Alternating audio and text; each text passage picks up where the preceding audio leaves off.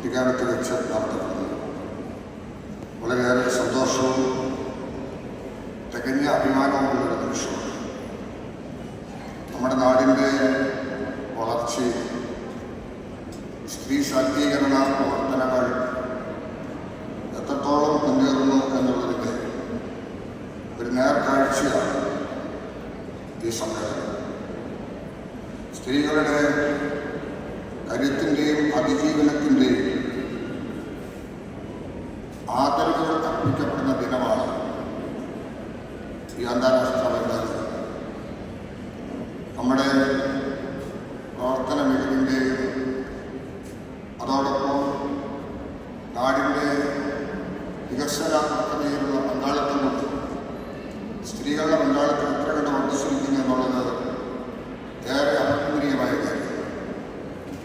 കേരളം എന്നും ആ നിലയിൽ സ്ത്രീപക്ഷ ചിന്തകളോട് ചേർന്ന് നിന്ന് പ്രവർത്തിച്ചിട്ടുള്ള ഒരു സംസ്ഥാനമാണെന്നുള്ളത് നമുക്കേറെ അഭിമാനിക്കേണ്ടത് ഒരു കാര്യമാണ്.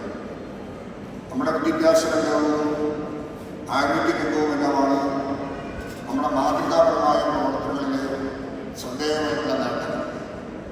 ഈ രംഗങ്ങളിലെല്ലാം വളർന്നു വരുന്നതിനും സാക്ഷരതാ പ്രവർത്തനത്തിൻ്റെ ഭാഗമാകുന്നതിനും ആരോഗ്യ രംഗത്ത് അങ്ങേയറ്റം മാറ്റങ്ങൾ ഇടപെടുത്തുകയും സ്ത്രീകളുടെ പങ്കാളിത്തം ഏറ്റവും ശ്രദ്ധേയമാണെന്നുള്ളത് നാടിൻ്റെ വികസന കാഴ്ചപ്പാടിൽ കേരളത്തിൻ്റെ വികസന പദ്ധതിയിൽ സ്ത്രീകൾ തിരിഞ്ഞ് അഭിമാനിക്കണമെന്നതാണെന്നുള്ളതാണ് പ്രധാനപ്പെട്ട മറ്റൊരു കാര്യം.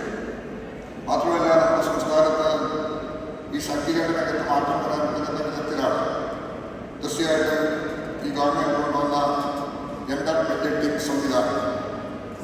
അതുപോലെ നമുക്കുണ്ടായ മാറ്റങ്ങൾ എടുത്തു പറയേണ്ടത് ഓരോ വകുപ്പും അവരവരുടേതായ വകുപ്പിൻ്റെ അധീനതയിലുള്ള സ്ത്രീ ശാക്തീകരണത്തിന് ഉതകുന്ന പുതിയ പദ്ധതി രൂപപ്പെടുത്തി കൊണ്ടുവരുന്നതിന് വേണ്ടി ശ്രദ്ധ കേന്ദ്രീകരിക്കാൻ സംസ്ഥാനത്തിന് സാധ്യമാക്കിയെന്ന് പറയാൻ കഴിയത്തക്ക വിധത്തിൽ നമ്മുടെ നാടിൻ്റെ വളർച്ചയുടെ പങ്കാളിത്തം ഉറപ്പുവരുത്തുന്ന ഒരു ഗവൺമെൻറ്റിൻ്റെ മുഖമാണ് ഇന്ന് കേരളത്തിൽ കാണാൻ കഴിയുന്നത്.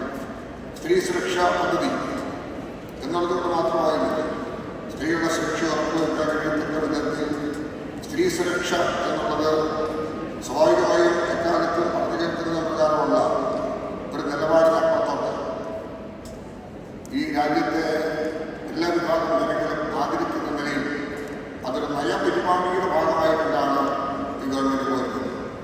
അതൊരു വാഗ്ദാനത്തിൻ്റെയോ പ്രകടനത്തിൻ്റെയോ ഭാഗമല്ല, ഒരു ഗവൺമെൻറ് നയപരിപാടിയുടെ ഭാഗമാണ്. അവിടെയാണ് നമ്മളതിനെ കാണേണ്ട ഒരു പ്രധാനപ്പെട്ട കാര്യം. ആ നിലയിലെല്ലാം ചിന്തിക്കുമ്പോഴാണ് നമ്മുടെ നാടിൻ്റെ വളർച്ചയുടെ പങ്കാളിത്തം ഉറപ്പുവരുത്താനുള്ള ഈ മേഖലയിലെ സാന്നിധ്യം